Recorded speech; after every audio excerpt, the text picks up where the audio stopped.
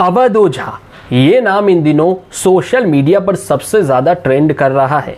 वजह है यूपीएससी की कोचिंग चलाने वाले अवध ओझा सर सोमवार 2 दिसंबर 2024 को आम आदमी पार्टी में शामिल हो गए।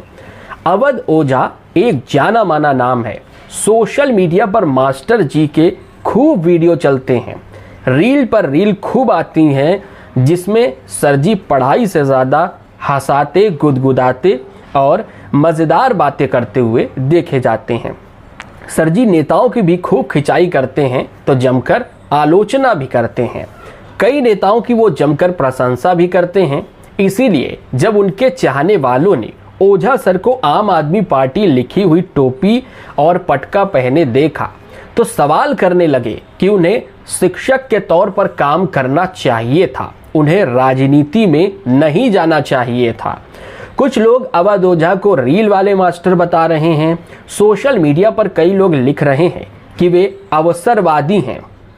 आपको बता दें कि अवध ओझा आज से नहीं, बहुत दिनों से राजनीति में आने के लिए आतुर थे।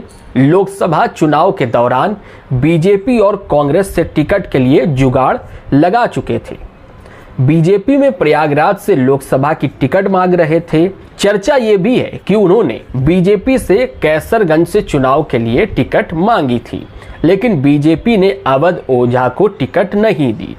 उधर ये भी चर्चा हो रही है कि अवध ओझा कांग्रेस के संपर्क में भी थे और अमेठी से चुनाव लड़ने के लिए टिकट मांग रहे थे, लेकिन उन्हें कांग्रेस की ओर से निराशा हाथ लगी। तो अब दिल्ली विधानसभा चुनाव से पहले अवध ओझा आम आदमी पार्टी में शामिल हो गए हैं।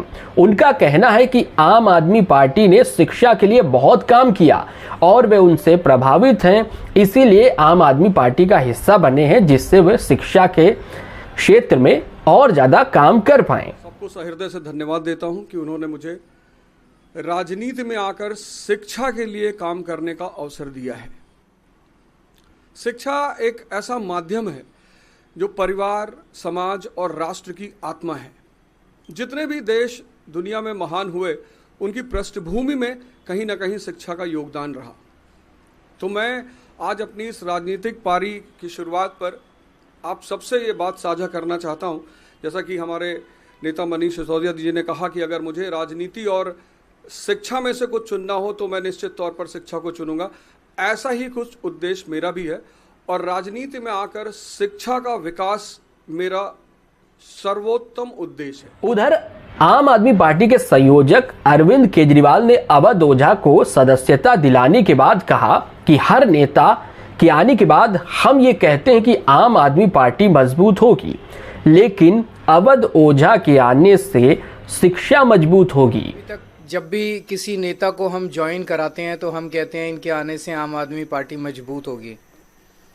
आज अवध ओझा जी के लिए मैं कहना चाहता हूं कि इनके आने से देश में शिक्षा मजबूत होगी, क्योंकि आम आदमी पार्टी शिक्षा के क्षेत्र में सबसे ज़्यादा काम कर रही है और आम आदमी पार्टी के ज़रिए जब ये शिक्षा में काम करेंगे तो देश की शिक्षा मजबूत होगी। चलिए अब सबसे बड़ी बात जिसकी चर्चा सबसे ज़्यादा हो रही है कि क्या अवध ओझा दिल्ली में 2025 फरवरी में होने वाले विधानसभा चुनाव में चुनाव लड़ेंगे और वे कहां से चुनाव लड़ेंगे। इसका जवाब तो आम आदमी पार्टी के नेताओं के पास ही होगा, लेकिन चर्चा तो ये है कि अवध ओझा जब पार्टी में शामिल हुए तो उनके पास स्टूडेंट का अच्छा खासा समर्थन है, लाखों युवा उन्हें फॉलो करते हैं, तो केजरीवाल उनको निराश नहीं करेंगे। यानी कि इस बार अवध ओझा को निराश नहीं होना पड़ेगा। आज का वीडियो यही होता है खत्म। कैसा लगा ये वीडियो हमें ज़रूर बताएं। अगर आप YouTube पर देख रहे हैं और हमारे चैनल को सब्सक्राइब नहीं किया है तो चैनल को सब्सक्राइब कर लें, और अगर आप Facebook पर देख रहे हैं तो हमारे पेज को लाइक करें और फॉलो करें। धन्यवाद। जय हिंद, जय भारत।